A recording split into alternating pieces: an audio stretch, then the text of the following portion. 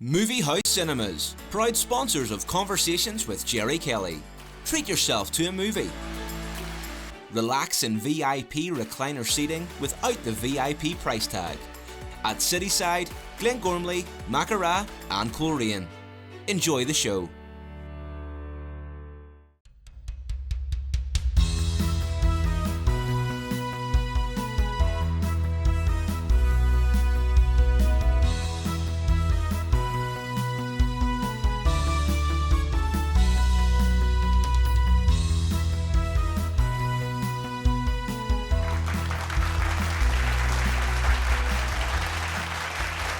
Good evening and welcome to Conversations with me, Gerry Kelly.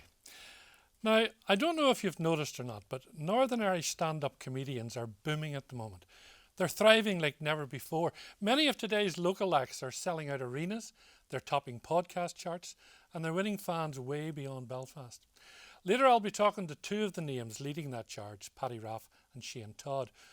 But of course, their rise didn't happen in a vacuum. It's built on the shoulders of legendary Northern Ireland comedians who paved the way for what's happening today.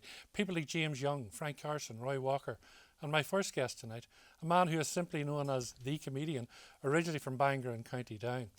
Adrian Walsh has toured the world, shared stages with icons like Glenn Campbell and Shirley Bassey, has appeared in over 300 television shows, played the London Palladium 14 times, and brought laughter to audiences in cabaret halls and cruise ships the world over. Adrian, it's great to see you back in Belfast. Gerry, what a wonderful introduction. I can't wait to hear what I'm going to say. You started out very young, I believe. You I were did still indeed, at school. Yes. So was that it? Is this all you wanted to do, become a comedian? My father took me to the Empire Theatre when I was about 8, 9 years old. And I was so excited because I'd never been to the theatre before. And when we arrived, there was buskers, and as the queue moved along, you had a different act. Yeah. And I thought that was it. I honestly, this is brilliant. You know, as you're moving along, then we go into the theatres, the lights come down, the atmosphere, it was just sensational. But why comedy? Did you feel you had a funny bone in you? No, well, there was a comedian came on, and he did about 10 minutes, and I'd never heard a crowd laugh before. A big crowd. I'd heard my parents and my grandparents laughing at TV, etc., but I'd never heard a big laugh like that. And plus the fact he only did 10 minutes, and I thought, that's a job for me. So get the rest of the day off. What age were you when you started then? I actually had a double act when I was 8 years old at school with a lad called George Emerson. And I wrote the scripts, and I was a straight man. A lot of people said things haven't changed much. And then I was in the Boys Brigade, and we used to do the pantomimes and got into it that way. And then I thought, I fancy doing this, because I used to love going to the cinema. In my young days, you could go in the morning, the afternoon, the evening. Jerry Lewis and Dean Martin. And I would hide in the toilets after the first show. And stay for the second. And see them again. So where were you performing your comedy? When I first started, I remember doing an audition for Jack Wallace at the Avenue 1. I think I was about 17, 18 at the time. And then after that, I started working the major cabaret circuit, which was the Abercorn. Yeah. Let me think. Talk of the Town. Talk of the Town, the Intercontinental, the Piccadilly, the Orchard. So there were big venues then back in the 60s. Yeah, those days I could work. I used to work on the Shankill Road at the Star Bar with Johnny Williamson, do my half hour, change, and then run round the Falls Road to the Crescent. Shay Young was a compere. Now that's over 50 odd years ago, and I still remember. But the Troubles hadn't kicked in then. That sort of started. Because I always remember somebody saying to me, my father had made me a suit cover. Because I remember seeing acts that were professional and had suit covers. And I thought, that looks good. My dad had made me one out of calico. And I was walking up the Shankill Road and somebody said, you better watch out for snipers. And I actually pulled my suit up over my head. I had to laugh at me. What a stupid thing to do. Well, you obviously were an ambitious young man. Because in the 1972 or so, you headed off to Blackpool. Yeah. Why did you leave here? Were you running out of venues? Was it not big enough for you? I was working there was a gentleman called Jackie Ray, who used to be the compere of the Talk of the North in Manchester. And Jackie was originally from here. His father had been killed in a hit-and-run accident, and his business, he had a business, and it all went to probate. And Jackie started working the clubs again. Right. And he was working the Piccadilly line. And I think I was about 19, 20, and I was topping the bill. Only because there wasn't a lot of... when I look at this, the scene nowadays, it's magnificent. Well, who was around in your day? Who were the ones that Jimmy you looked Cricket, up to? Jimmy Mulgrew. Oh, and Carson was Frank Yeah, was there? they were Tom Raymond, Yes. Marjorie Ray. Wonderful performer. Every one of them were, and John Cook was such a dear friend to me and such a help to me in my career. How difficult was it to break England? Because you had the Northern Ireland accent. Yeah, that got me. Yeah. Yeah. So did you have to slow down? Did you have to watch where you were? I didn't know, but what happened, and Jackie Ray seen me work, and he didn't come up to me and said it was funny. He actually said to me, son, you got a lot of bottle. You got a lot of bottle. And he said, you want to get yourself to, because in Manchester, Liverpool, the Northeast was booming. So I went across, my first gig was in Manchester, the Sunnyside Country Club. And I was on with a group where the top of the bill was Wayne Fontana's backing. Fontana and the Mindbenders. Yeah, but somebody told, I never checked this out, somebody told me the band went on to become 10cc. Oh. But I had to do 2 spots, but I died on my backside in the first spot, and she paid me off, and I was on £12, and she gave me £6, and it cost me £7 to get a taxi home. I was out a pound. I was out a pound on my first book. Well, for those first bookings to what you did throughout the 70s and 80s has been phenomenal. I mentioned some of the things, the Palladiums, all the television shows. You worked with Des O'Connor. You worked on, I don't know, goodness knows how many television shows. But I look at, you guys had to run around. You had to woo agents. You had to woo venue managers. You had to woo television producers. You had to do all the work. Today's young fellas don't have to do any of that. They've got social media. They were a lot cleverer than my generation comedian. You reckon? No, what actually happened, there was a structure when I went into it. You did talent shows, then you did club dates, working men's clubs, and then you did major cabaret clubs. Yes. And then you moved from there to the theatres, the small theatres for summer season, then the big then you toured with the American stars, then you went to the Palladium, and then after the Palladium, then you'd gone up the ladder, then you started to get TV. Right. So, but TV in your day was the biggest thing that you could achieve in many ways. Yes, but there was tons of shows to be on. I did Summertime Special, Seaside Special. I did Wednesday Day, Talking Telephone Numbers, Des and Mel, and I did the Des O'Connor Show. I did the Wogan Show. I did the Tom O'Connor Show on BBC Two. So there was lots of things. And what you used to do, you get the act, and you'd get a 5 minute in the middle of it, and you'd hone it and hone it and hone it. And then you go and do that in a TV show. Then you drop it for a couple of months, and then you bring it back in again. But you would start honing your next 5 minutes. But you must be very envious of these young fellas today who can fill the SSE arena here. They can get 10,000 people into 10,000 people. I couldn't fill my front room. Do you think? But no, that's brilliant. Listen, don't we need laughter more now than we've ever needed it? Yeah. So the more comedians there are, but I look at young comedians nowadays, and my generation didn't find themselves as quick as the comedians now. But there's a plus and a minus to this. If you want to be a comedian nowadays, you can go on Netflix and see the best of the world. You can buy books from great comics about Jerry Seinfeld, about comedy writing and how to do it. But when I started, it was only older comics would give you material, or you would go into a shop and buy a joke book or ask people, and then you got the rhythm of the joke and it taught you. It all sounded hard work. But as I said, you guys led the way for the present crop. Adrian, it's great to see you, absolutely. I know you had your health problems not so long ago, but you're looking absolutely fine. Listen, always remember one thing. if you can laugh at it, it won't defeat you. And it's been a joy being back again with you, Gerry. Thanks, Adrian. Cheers, pleasure. Well, we were talking there about Paddy Raff and she and Todd. Here's the two boys in action. Like by the midwives, like genuinely, I thought that was a drive-by. I'm already on edge here. In my head, I was like, that would be so terrible if I got shot dead in Chicago. But that'd be such a cool story to tell back home. Oh my God. I'm not political, you've nothing to fear. Brits out, didn't even know they were here. No surrender, our day is coming. Chucky Orla, never even met the woman. I'm a middle class rapper and a pretty decent fella. I'm like a BT9 kneecap, you can call me Patella. I'm bad, but in a good way. I'm not bad like Jeffrey. And I'm talking about Dahmer, not Donaldson or Epstein. S-N-O-B, upper class top is what they say about me. Cause I'm an S-N-O-B. All I've ever known is, let me copy, let me hear you. S-N-O-B, let's go. S-N-O-B. The cost of living crisis don't affect me. One more time, cause I'm an S-N-O-B. It's time to start the show, so let me kill this beat. And we have them in the flesh. Shane, Todd, Paddy Raff, thanks so much for joining us today.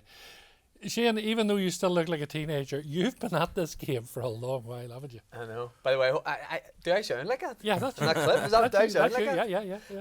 Yeah. I was saying to you earlier, I think it's my maybe 19th year in stand-up. How did it start for you? Because you were at school there for.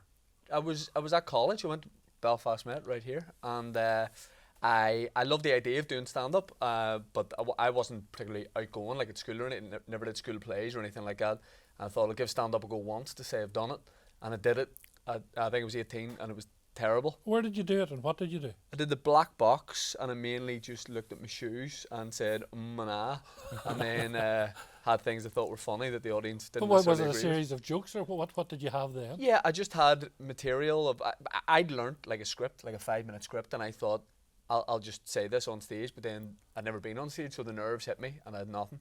And I just talked about how badly it was going. And then, because when I was 18, I looked 11, I think they felt bad for me. So it didn't go terribly. Yeah. And then about 6 months later, I thought, I'll do stand-up again. And it went a wee bit better. That was 19 years ago. Yeah. Wow. Paddy, you came to comedy a bit late in life. Yeah. What was your background? You didn't comment on how young I look. I think it's when you put Shane next to me, he looks even younger. I'm actually younger than him. So I didn't start doing stand-up until I was 34. Yeah, so like I had my 2 kids and all, and like I think I kind of informed the kind of comedy that I was going to do on stage. I remember going to myself, I'm about to do stand-up here, and if this goes well, you kind of have to fast forward and think like, what's the best outcome? I was like, I didn't want to be doing the kind of stand-up that, you know, my kids would get slagged for in school, so I had to try and like make it. Yeah, but you don't wake up one morning and say, I'm going to do stand-up. No, well, I'd been in a wedding band, and I was a trainer in a call centre, and so like those 2 jobs kind of meant that I was already kind of used to getting up in front of a group of people and, you know, talking or playing a instrument or whatever. So when the opportunity kind of came around and I thought about it, I was like, I'll have a crack, but you know, it was like if it didn't go well in that first gig, I would never have done it again. So luckily it went okay, you know. Where was that first gig? Can you remember? That was in a place called Liquor XXX, which does sound like a bar in Amsterdam, but it was in I don't even know if it's still there. It's at Dublin Road. So it's beside Filthy McNasty's, which isn't there. So it worked and you stuck to it. I was talking to Adrian Walsh. I was talking about Carson and Roy Walker and way back even to James Young, if you remember. Do you guys feel that you're following in the legacy of those guys? Probably, yeah, being stand-ups from here, but I think it's, I probably have seen it change the game, if you like, since I started doing it till now. But yeah, like a lot of, like, you look at somebody like Roy Walker, who luckily I kind of know a wee bit.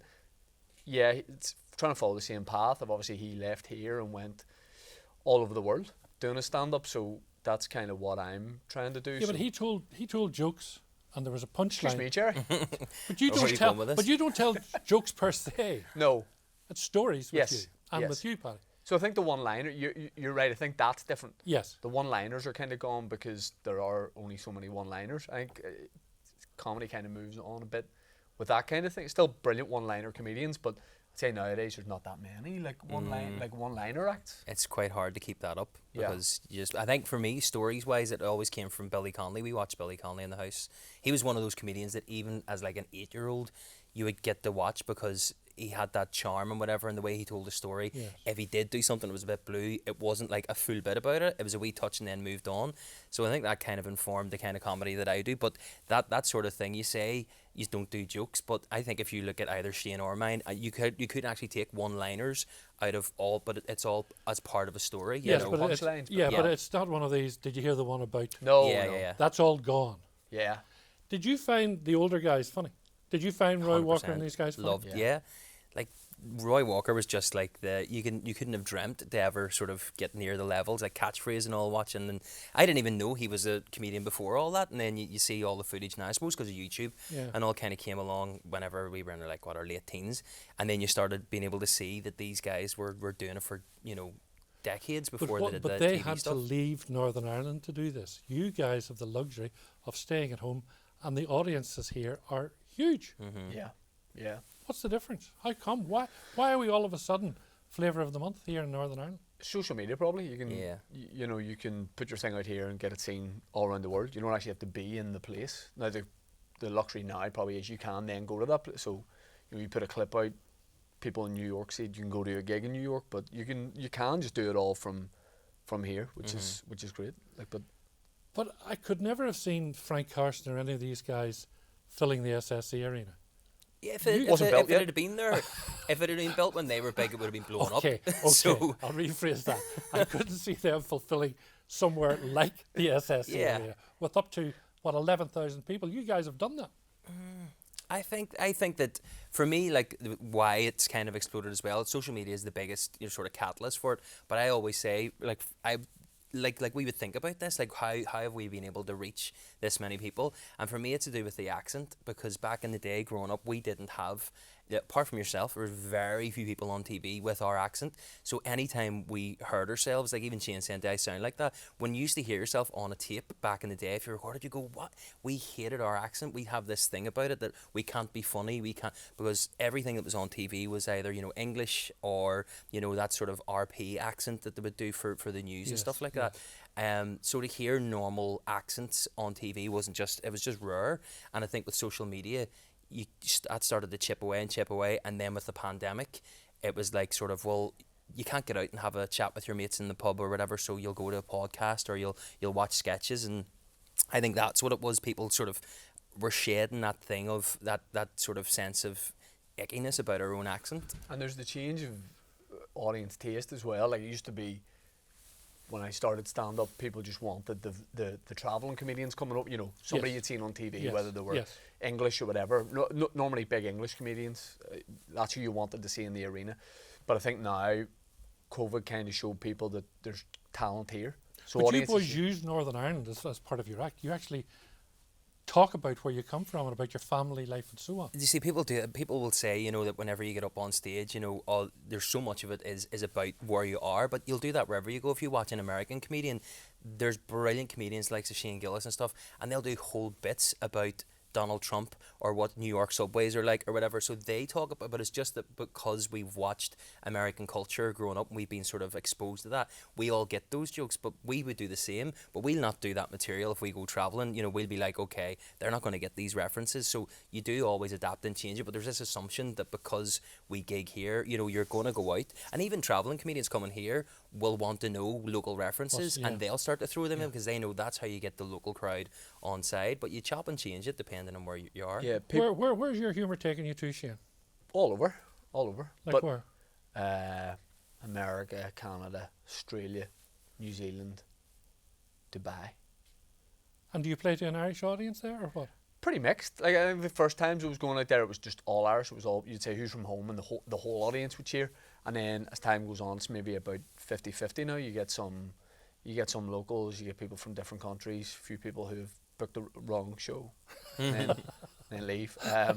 But no, it's a real mix. It's a real mix. 19 years ago when you started out, could you ever foreseen filling the SSE arena and having 8 to 11,000 people paying money to come and hear you? I could have seen that. I couldn't have seen this moment here, Gerry.